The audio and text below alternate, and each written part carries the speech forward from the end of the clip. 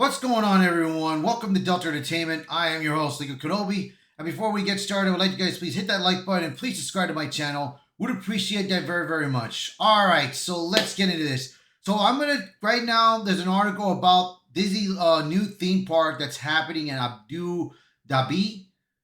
Dhabi, normally I could probably mean it could be Dubai, but I work at a company that flies to Dubai, used to fly to Dubai. But I ain't gonna try to think it's Dubai, but I call it Dhabi. Now, if you guys could correct me, you could, but I do my best. So, anyways, there's gonna be there's gonna be two articles about it. One about the building of the company, and the other about people are not liking it because of the foreign thing. I don't know, but we're gonna talk about it, and we'll just see what happens here. So here we go. Disney is building a brand new theme park in Abu Dhabi, but it isn't spending a dime to build it. So they ain't gonna throw no money down to build it. They're getting another company is gonna be the one that's gonna build it for them. That is kind of weird, but let's read about it and see what they're going with this. The Walt Disney Company just made a major announcement, but it's not one that will cost them much up front. Disney is expanding its theme park footprint to the Middle East, teaming up with Miro to bring a brand new park to the resort to Yas Island in Abu Dhabi. This marks Disney's seventh global theme park resort, but unlike the company's $60 billion investment plan for its other parks, this one is being built entirely on someone else's dime. In a press release Wednesday, Disney confirmed that Miro, the entertainment from behind Ferrari World and Warner Brothers World, Abu Dhabi, will fully fund and construct the resort, while Disney Imagineers will lead the creative direction and oversees operations. That means no capital expenditure from Disney itself, just royalties once the park opens its gates. Be damned, dude.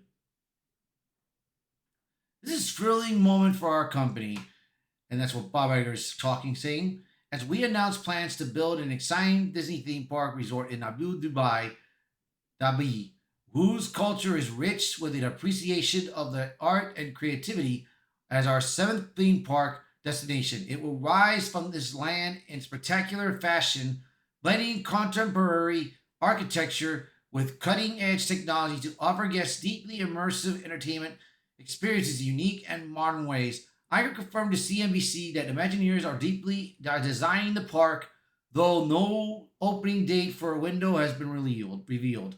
The move comes on the heels of Disney reporting solid Q2 earnings, including 6% year-over-year growth in its experiences division, covering parks, cruises, resorts, and consumer products. While Disney's not footing the bill, the move allows the company to extend its global reach into a region with a booming tourism sector.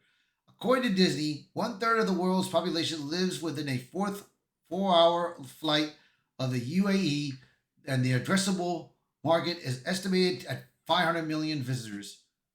Josh Yamano, chairman of Disney Experiences, called the project a new frontier. This groundbreaking resort destination represents a new frontier in the theme park development. Our resort in Abu Dhabi will be the most advanced and interactive destination in our portfolio. The location of our park is incredibly unique, anchored by a beautiful waterfront, which will allow us to tell our stories in completely new ways. This project will reach guests in a whole new part of the world, welcoming more families to experience Disney than ever before.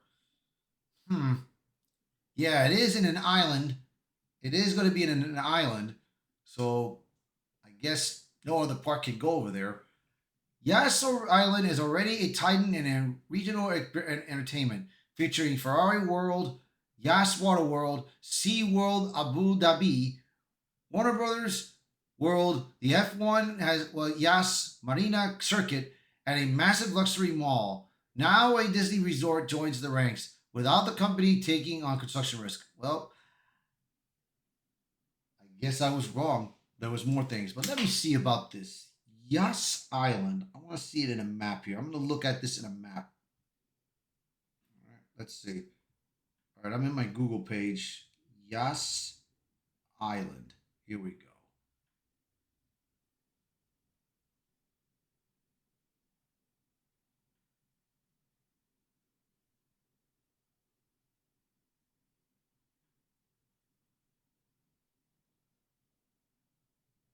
So right now, here is this. So of course it's in Dubai. So yeah, it is. Wow. It is really that. It is really far. So right now, basically, it's right where Iran is, between Iran and South Arabia. So it's right across the world.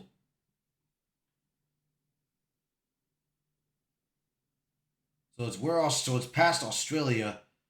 So yeah, it will give people an opportunity to go over there and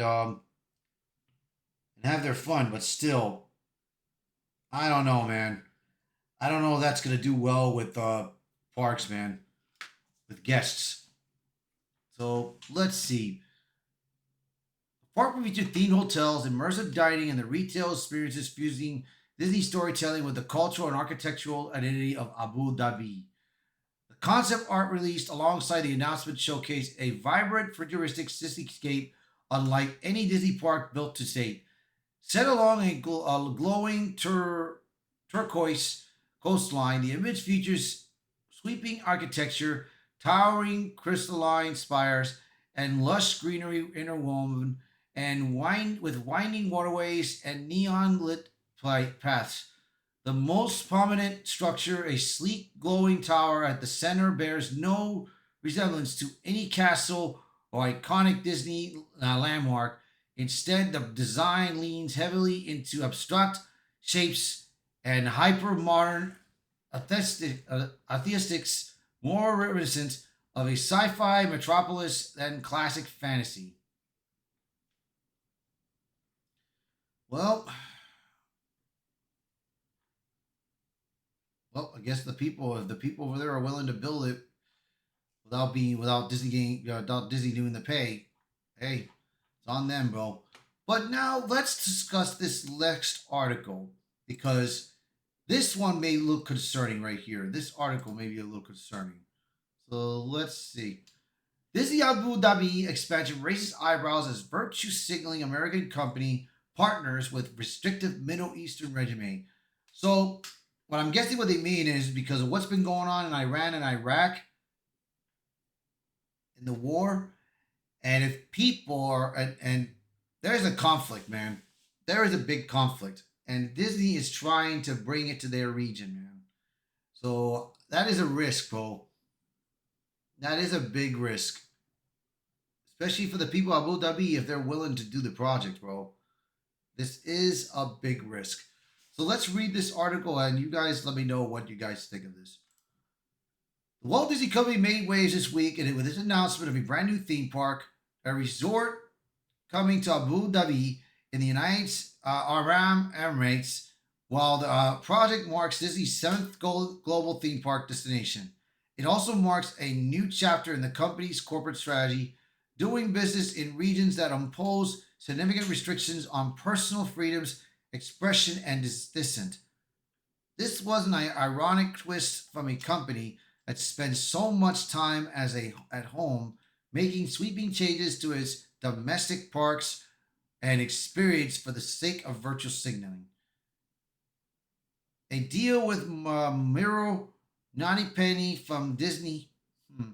Partnering with Miro, a United Arab Emirates based developer, Disney will lend its imaginary talent and intellectual property to the upcoming Yas Island resort. So I guess what they're doing is the people of Yas Island, they're going to build it. They want to build Disney, but in their own image, and Disney is helping them out for it. So, incisive, really. Disney will not be funding construction or infrastructure. instead reaping benefits through licensing and royalties. To some, this may look like a smart financial move, but to others, it raises an uncomfortable question. How can a company that so frequently ignites itself with progressive messaging in the United States partner with a region known for suppressing many of those same ideals? See, that's the problem right there. If that country does not want to put no messaging out there and everything, that's good. But I'm guessing Disney is going to try their very best to put that in there. But if they don't, it'll be a problem. A destination of restrictions, not rights. Abu Dhabi and the UAE are more broadly maintains a range of state-enforced restrictions that directly contradict the values Disney often promotes through its domestic campaigns. Freedom of the press is virtually non-existent, with all media tightly controlled by the state. Criticism of government officials or policies is punishable by law. There is no right to form political parties, and any form of public dissent is treated as a criminal offense. Expression is tightly regulated both online and offline. Individuals have faced legal action for social media posts, private messages, or even public conversations deemed offensive or inappropriate. Surveillance is commonplace, and many residents self-censor to avoid trouble. Meanwhile, identities and personal relationships often celebrated in Disney Plus, marketing or theme park programming are not legally recognized and in some cases are actively penalized by law. Well, this is the new theme park. You can see the video right here. There's no volume, so that's it right there.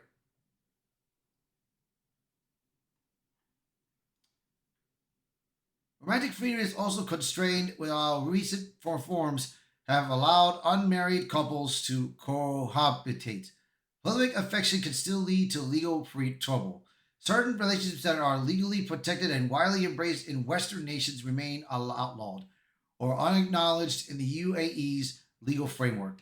The country's personal status law remains rooted in Islamic religious codes, giving authorities wide latitude to regulate behavior that would be considered private elsewhere.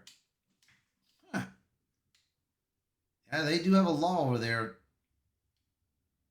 They do have a real strict law about this. So I don't know, man. Women's rights remain an ongoing concern, while the UAE has made high-profile announcements about progress. Male guardianship practices still linger in legal and societal norms. Women may face restrictions in matters like marriage, divorce, and child custody. Legal protections from mistreatment are limited, and the burden of proof in court often falls heavily on the women. Inheritance laws also favor men, and while women participate in the workforce, leadership roles remain tightly controlled. Religious freedoms are also limited, with non-Muslim faiths may be practiced in private or in designated locations. Proselytizing or expressing religious beliefs outside of those bounds can lead to serious legal consequences. The public practice of faith is allowed only within the narrow approved channels. So yeah, this does not look good at all, man. Yeah, this I got a bad feeling about it. I don't think it's gonna. I don't think it will work out over there, bro. I don't think it won't work out because if the Israelis and Iran and if there's Israelis in Dubai, Abu Dubai, if they don't believe in any of this, if what Disney wants to do, or in the American beliefs and what we believe in, they won't. They probably will not. Or there'll probably be complaints. There'll probably be something going on. But I could be wrong for what I read and what I understand. You guys let me know in the comments, and maybe you guys can help me out with that. But like I said, dude, that's Disney's plan, and this kind of worries me a bit of what they're trying to do with this. So you guys let me know in the comments below. What do you guys think of this article? Please let me know. So please share this video, post a comment below, let me know your thoughts. Thank you as always for watching this video, and thank you for being part of the channel. And I will see you guys until next time. Bye, everyone.